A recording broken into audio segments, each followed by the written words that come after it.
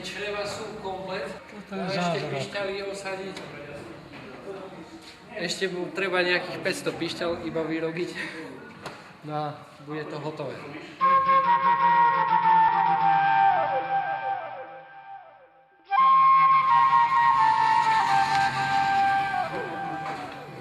Takýto plech, ktorý sa tiež tu vyrába. Robíme to z cinových ingotov, surových. Všetko potom už ostatné je ručná práca. No tu je vlastne majster, ktorý sa vyučil v Čechách, 4 roky sa tam učil u majstra Jana Kubata v Kutnej Hore.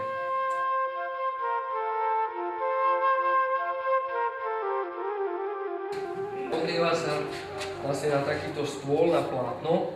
Tu je vlastne bavlnené plátno, napnuté na betónovej platni. Oni to tuto nalejú a teraz takýmto hoblíkom vyrovnajú a už je z toho plech. To je zázrak. Najväčší hranovníci toto vedia spraviť. fyzikálny zázrak je ten, že vlastne cín má bod tavenia niekde okolo 270 stupňov. Olovo niečo cez 300 stupňov. A keď sa to zmieša dokopy a vznikne zliatina, tak zrazu sa to távi už pri nejakých 200-210 stupňov. To je zázrak. Vlastne. No tých súčiastok je dosť na orgáne. No však furt takéto maličkosti vyrábam. Od 2000 píšťal až po 80 000 skutočností, ktoré sú potom tam. Je myslíte tam? Na stole? Hej, hej. Pozrite, koľko ich je. A všetky sú rovnaké. To je eber. To sú šachové figurky. Toto sa volá manubrium. S tým sa registruje. A tu ešte potom príde keramický štítok s nápisom, o aký register ide. Čiže všetko tu vyrábajú. Všetko toto si frézuje, lešti do alumínia. Tie plechy sú hrozne hrubé, keď sa odlejú, pretože tu sa vlastne nesleduje ešte tá hrúbka. A potom, keď takto vyzrejú niekoľko týždňov aj mesiacov, je lepšie, keď sú to mesiace, 2-3 mesiace, keď to tu odpočíva, tak ten materiál tak zmekne, vyzreje a potom sa dáva hore na ten stôl a z toho stola sa natiahne na ten bubon a to je vlastne hoblovačka, na ktorej sa ten plech hobluje. Dáva sa dole ten povrch a robia sa rôzne hrúbky plechov. Toto nie je žiaden lak, to je prírodne vyleštený jeden do takého lesku, tak jak klaviatúra.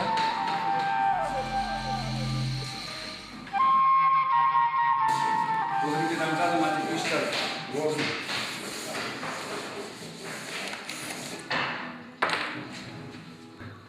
Každých 500 odskočí ďalší plech. Podľa toho ide píšťala sa vyrába. Na akú veľkú pišťalu, na väčšie pišťaly hrubšie plechy, na menšie tenučké. Čiže taký najtenší plech sa robí nejakých 32 stotín, čiže 3,2 a najhrubší sme robili 1,4 mm. Neuveriteľné. No a celú tú škálu on potrebuje mať, keď robí ten jeden register.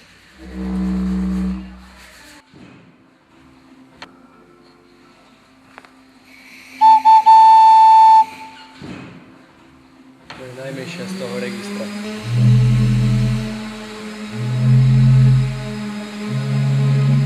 Všetko rezonančné drevo, keď sa pozriete tu, tak vidíte, ako je kolmo rezané.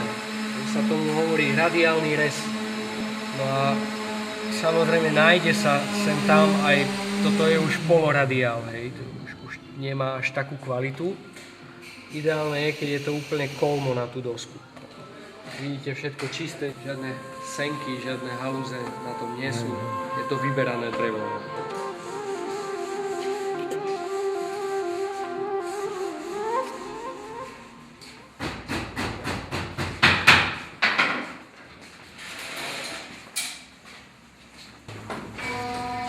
Takýto zvuk má píšťala a k takémuto zvuku potrebujem ju dostať. V podstate už teraz som počul, že je výškovo taká istá, takže je dlhá, tak ju hneď skrátim.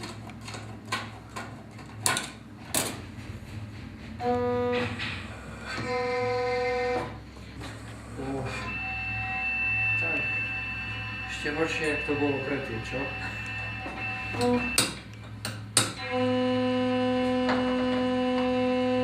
Máme tón.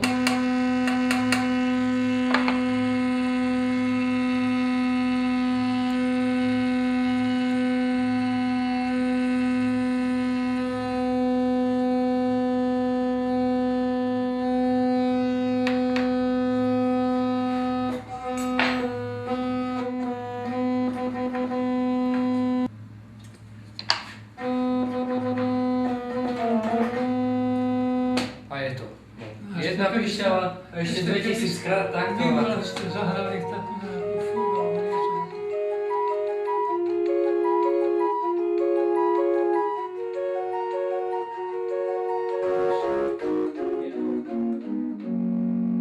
Zaujímavý register. Prvýkrát ho robíme, ešte sme ho nerobili v žiadnom nástroji. Zoberieme, že to je ten istý tón, hej. Aká je táto píšťala, priemer. A táto tu. Hej. Toto je štandardný principál, tak ako ho poznáme my. A toto je ten taliansky. Nie sú sladené, počujete tie kmity. Zázne, Tak to práve, to je tá interferencia, kde je tá frekvencia posunutá a vznikajú tie kmity, ktoré pri naladenom orgáne nemajú byť. Hej. No ale tak toto ešte je len predintonované. Ešte tá finálna práca nás čaká potom v kostole, tam to budeme ešte robiť tak skoro 2 mesiace. No tu už, tieto už všetky sú naintonované, no, v tých regáloch. Tu sú potom, hej, kde vidíte konštrukcie. Táto je zase krytá, zase má iný zvuk. Hej, taký nazálny, taký nosový zvuk. Potom je tu flauta špicatá. Zase má iný tón. Potom je tu salicionál. Jemnučky. K sláve Božej treba veľa rôznych píšťal.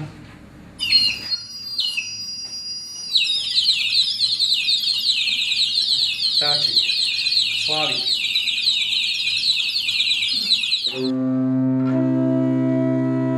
Keď sa stlačí jedna klavesa, tak znie toto.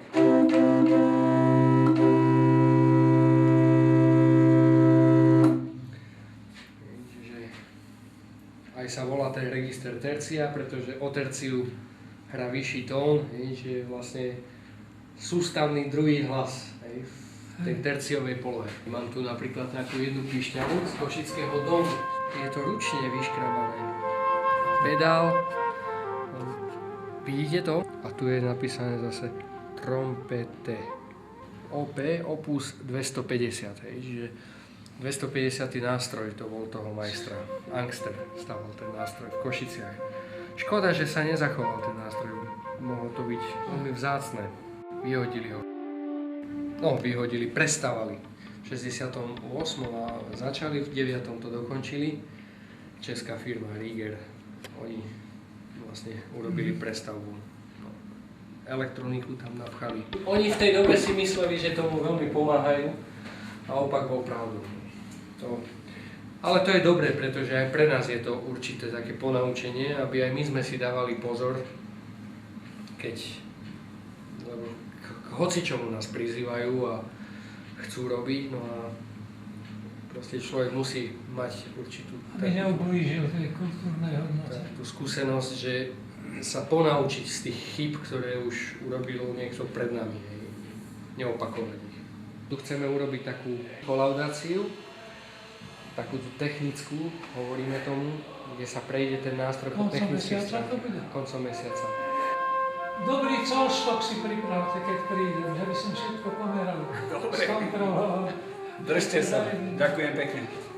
Takže opatrujte sa, dovidenia. Dovidenia, šťastnú cestu. Ďakujeme. Trafíme.